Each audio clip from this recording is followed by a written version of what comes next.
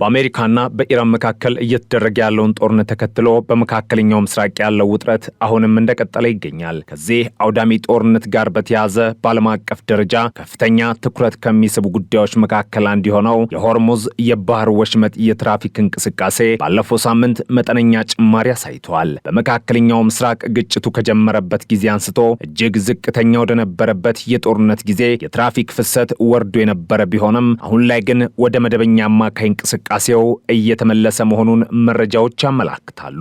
ሆኖም ግን የኢራን ሕግ አውጪዎችና የፓርላማ አባላት የአሜሪካውን ፕሬዝዳንት ዶናልድ ትራምፕን፣ የእስራኤሉን ጠቅላይ ሚኒስተር ቤንያሚን ኔታንያሁንና ሌላ አንድ ከፍተኛ የአሜሪካ ጦር አዛዥን ለሚገድል ማንኛውም አካል እጅግ ከፍተኛ የሆነ የገንዘብ ሽልማት የሚያቀርብ አዲስ ረቂቅ ሕግ በማዘጋጀት ላይ መሆናቸው ተዘግቧል። ይህ እርምጃ የተወሰደው ባለፈው የካቲት ወር መጨረሻ የኢራኑን ከፍተኛ መንፈሳዊና የፖለቲካ መሪ አያቶላህ አሊ ሐሚኒን የገደለውን መጠነ ሰፊ ጥቃት ተከትሎ ያጸፋ ምላሽ ለመስጠት ታስቦ ነው። የዚህ ረቂቅ ሕግ ዝግጅት በአገሪቱ መካከል ያለውን ከፍተኛ ውጥረት ወደ አዲስና እጅግ አደገኛ ምዕራፍ እንደሚያሸጋግረውም ተጠቁሟል። የእንግሊዙ ታዋቂ የዜና አውታር ቴሌግራፍ ይፋ እንዳደረገው ዘገባ ከሆነም የኢራን ብሔራዊ ደህንነት ኮሚሽን ሊቀመንበር የሆኑት ኢብራሂም አዚዚ የአገሪቱ ፓርላማ የእስላማዊ ሪፐብሊኩ ወታደራዊና የጸጥታ ኃይሎች አጸፋ እርምጃ የተሰኘ አዲስ ረቂቅ ሕግ እያዘጋጀ መሆኑን በይፋ አረጋግጠዋል። ይህ ረቂቅ ሕግ ከጸደቀ ዶናልድ ትራምፕን ለሚገድል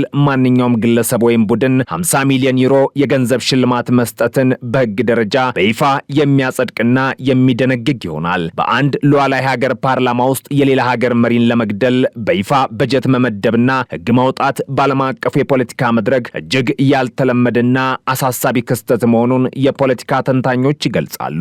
ሊቀመንበሩ ኢብራሂም አዚዚ በሰጡት ተጨማሪ ማብራሪያም የኢራን መንግስት ለከፍተኛው መሪ አሊ ሐሚኒ መገደል ዋነኛ ተጠያቂ የሚያደርገው የአሜሪካውን ፕሬዝዳንት ዶናልድ ትራምፕን፣ የእስራኤሉን ጠቅላይ ሚኒስተር ቤንያሚን ኔታንያሁን እንዲሁም የአሜሪካ ማዕከላዊ እዝ ከፍተኛ አዛዥ የሆኑትን አድሚራል ብራድ ኩፐር መሆኑን ጠቁሟል። የዚህ ረቂቅ ሕግ አሳሳቢነት ይበልጥ የሚያጠናክር ሌላ አስተያየትም በፓርላማ ውስጥ ተንጸባርቋል። የጁዊሽ ክሮኒክል የዜና ዘገባ እንደሚያመላክተው የኢራን ፓርላማ የብሔራዊ ደህንነት ኮሚቴ ምክትል ሊቀመንበር የሆኑት ማህሙድ ናባቪያን በበኩላቸው ጠንከር ያለ የጥላቻ ቃል ተጠቅመዋል። ምክትል ሊቀመንበሩ ትራምፕንና ኔታንያሁን ወደ ገሃነም ለሚልክ ማንኛውም አካል ከፍተኛና ትርጉም ያለው የገንዘብ ሽልማት ለመመደብ የኢራን ፓርላማ በቅርቡ ድምፅ እንደሚሰጥና ሕጉን እንደሚያጸድቅ አስታውቀዋል። ይህ የፓርላማ አባላቱ የጋለ ስሜትና የሕግ ዝግጅት የሐሚኒ ሞት ተከትሎ በሀገሪቱ ውስጥ ያለውን የበቀል ፍላጎት በግልጽ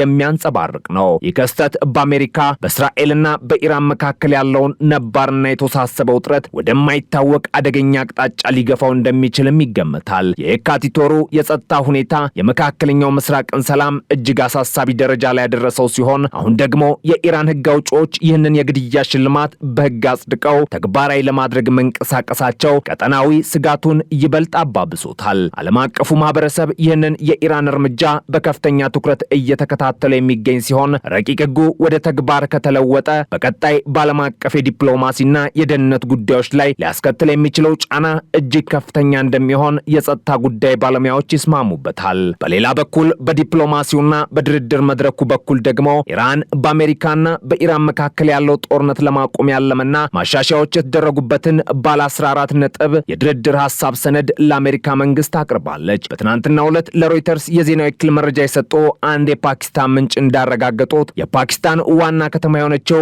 ኢስላማባድ ይህንን የተሻሻለ የኢራን የድርድር ሐሳብ ለዋሽንግተን ያቀረበች ሲሆን ሁለት ወገኖች በመካከላቸው ያለውን ሰፊ ልዩነት ለማጥበብና ወደ ስምምነት ለመምጣት በቂ ጊዜ እንደሌላቸው ጠንከር ያለ ማስጠንቀቂያ ሰጥታለች። በዚህ በፓኪስታን አደራዳሪነት በቀረበውና በተሻሻለው የኢራን የድርድር ሰነድ ውስጥ የተካተቱት ዝርዝር ጉዳዮች እስካሁን ድረስ በይፋ ለሕዝብ ያልተገለጹ ቢሆንም መረጃውን ለዜና ወኪሉ የሰጡት ምንጭ እንዳስረዱት ግን ቴህራንና ዋሽንግተን በየጊዜው የድርድር ግባቸውና ፍላጎታቸውን እየቀያየሩ ይገኛሉ ብለዋል። የፓኪስታን ምንጭ አክለውም በቂ ጊዜ እንደሌለ በማስገንዘብ የሁኔታውን አሳሳቢነትና አጣዳፊነት አስረድተዋል። ሁለቱም ሀገራት በሚያቀርቡት ተለዋዋጭ አቋም ምክንያት ድርድሩ ወደ ላቀ ደረጃ መሸጋገር እንዳልቻለም መረጃዎች ይጠቁማሉ። በሌላ በኩል የዋይት ሀውስ ባለስልጣናት ኢራን በመካከለኛው ምስራቅ እየተካሄደ ያለውን ጦርነት ለማቆም በቅርቡ ለአሜሪካ ያቀረበችውን ይህንን አዲስ የድርድር ሐሳብ ትርጉም ያለው ማሻሻያ ያልተደረገበትና ለስምምነት ለመድረስ በቂ ያልሆነ ሰነድ ነው የሚል እምነት እንዳላቸው ተዘግቧል። አክሲዮስ የተባለው የዜና አውታር አንድ ከፍተኛ የአሜሪካ ባለስልጣንና በጉዳዩ ላይ ቅርበት ያላቸው ምንጮች ጠቅሶ እንደዘገበው በፓኪስታን አደራዳሪዎች በኩል ወደ አሜሪካ የተላከው ይህ የኢራን አጸፋዊ ድርድር ሐሳብ ከቀዳሚው ሰነድ ጋር ሲነጻጸር አነስተኛ ማሻሻያዎችን ብቻ ያካተተ ስለመሆኑ ተመላክቷል።